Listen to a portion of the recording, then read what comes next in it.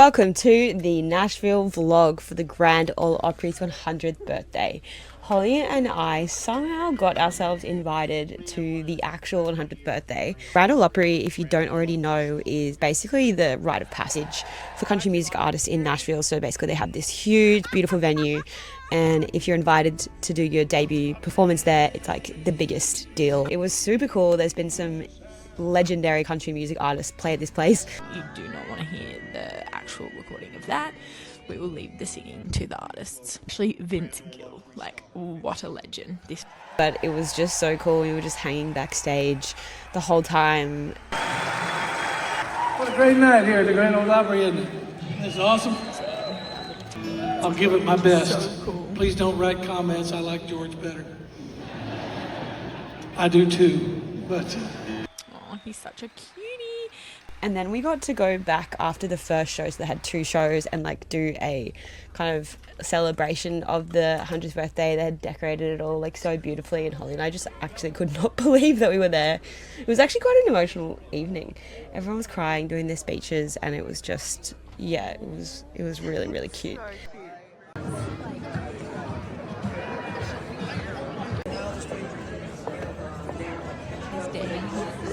He actually started as an intern at the Opry, which is crazy, and now he basically runs the Opry events and the Opry nights, which is so cool and so crazy to think that if you started as an intern, you can really just work your way up. I think that's so inspiring. The Grand Ole Opry, we're so thankful for all of you. 25 and all that was, to 2025 and all that is, and to 100 years from tonight for all that there may be. Long live the Grand Ole Opry. But the main reason that we actually got invited was because we love Trace Adkins, and particularly his song Ladies Love Country Boys. And so he was one of the like 40 performers that were actually supposed to be doing. When they wrapped up, we were like, oh my god, because we actually got stuck in heaps of traffic and 5 minutes late, and so we thought we'd missed him. He was actually unwell and couldn't make the performance. Our best year yet, get ready Opry, because your best year will be when you make the trip down under. We've got to make this happen. Let's bring the Opry to Australia. With Grace trying to convince them to make some more for us. We were told these hot dogs were like, no hot dogs. Thank you. Okay. Now we're going to get some pizza. The home of country music. But then we actually ran into Jeremy and Chris Watson, which was the most random thing ever. We literally ran into Jeremy, we were just chatting with him, and we were Justin as well. We ended up chatting about Chris Watson, and he was like, yeah, Chris is here. And we were like, Chris Watson is here. And then he just literally appeared behind our shoulder. We ran into him in the most random places. He's sick, and so now we don't get to meet him. We don't get a private performance of Ladies Love Country Boys. And our Nashville trip doesn't feel complete.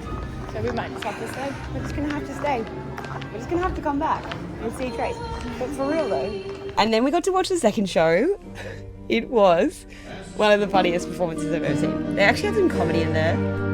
Right there, you should have seen it in color. We're going to stick to our day jobs and avoid the singing in future.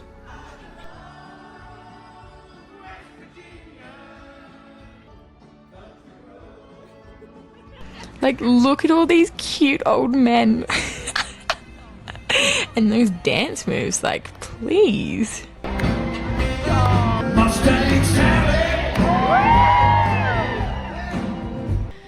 Pam Tillis, she is an absolute icon. She's actually been nominated for Grammys, or maybe won Grammys.